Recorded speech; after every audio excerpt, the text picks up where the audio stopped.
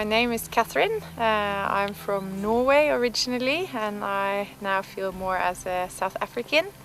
I've been here in South Africa for about 5 years now. Ja. And it's basically found my passion and dream, so I can fulfill my life purpose. I'm Lizanne Cornwall and I'm from South Africa.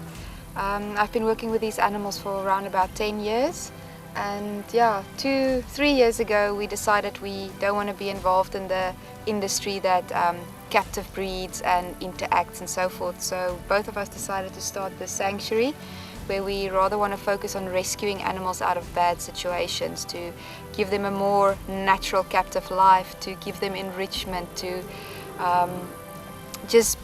all based on animal welfare and their needs. And as you can hear, Neptune agrees very much with us. Yeah.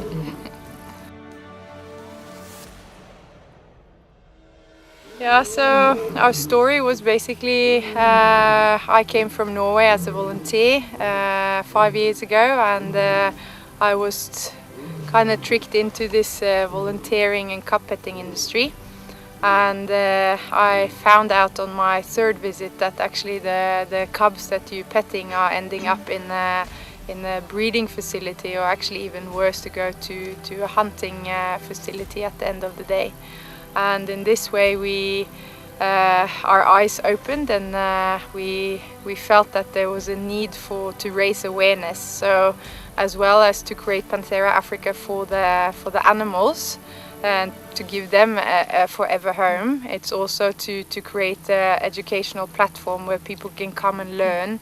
They can become aware of what is actually going on, and additional also actually to create a safe haven for people to reconnect to nature, reconnect with animals, and most importantly also reconnect with themselves. My name is Lindsay Mitchell. I'm 25 and I'm from Scotland. I first came to South Africa 5 years ago as a volunteer. I came to volunteer with some lion cubs that I was told were rejected by their mothers and they were going to be released into the wild when they grew up. And then as the years went on and I went back and forth to that project, I then got offered a job there, and luckily before I started the job, the place that I was working was exposed for selling those lion cubs to hunting farms.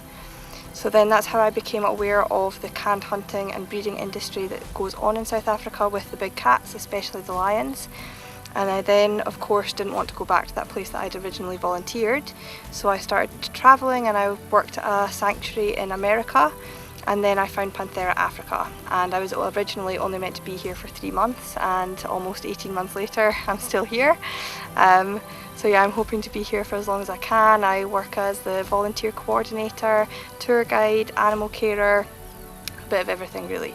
I fall in love with all the people and all the animals I've met here, and I can't imagine living anywhere else. So our two tigers, Arabella and Raze, they normally live together, but Arabella had a very bad brain virus when she was a cub. It stunted her growth, so she's not as big as she should be, and we also believed up until a few months ago that it caused her to go blind in one eye.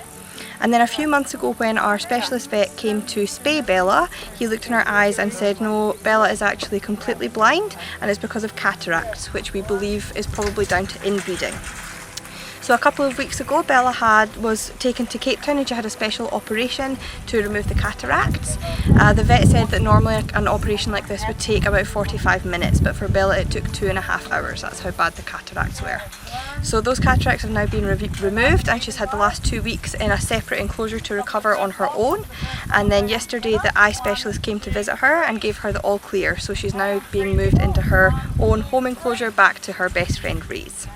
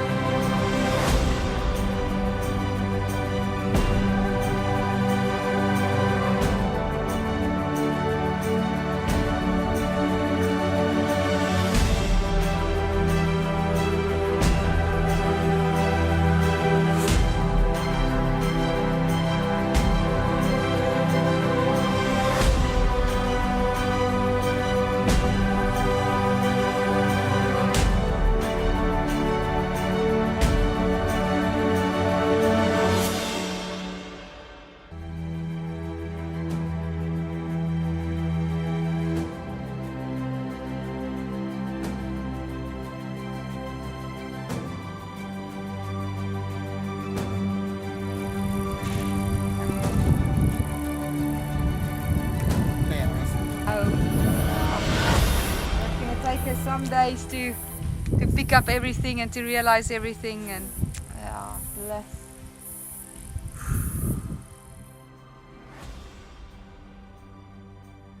Well done, team!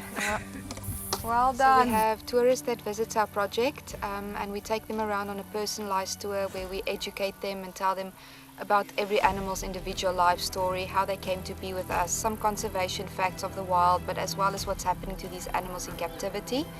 We also focus on a lot of school groups, especially from the rural community, underprivileged kids, because we feel that's where the future is, to educate the young. We hope that within 2017 we will have enough funding in place, and we've already gotten kind of the basic of the municipality has given us approval to build an education center. So we're very excited for that, because that's also then how we can grow the school groups and the educational platform, and then also connect the international environments and how we can go. And we always have small little projects that we are working on. There's so many animals out there that needs rescuing, so constantly we want to build new enclosures, because we get phoned today and in a week we need to rescue an animal, or else that animal won't be there anymore. So that's always kind if somebody will donate a pole or buy a pole and we plant the pole, and through that way we can also then expand, because our future is that we want to create a rescue center. This will be the education platform, but at the back of the property we have about 30 hectares where we want to create a rescue center where veterinarians and so forth will work.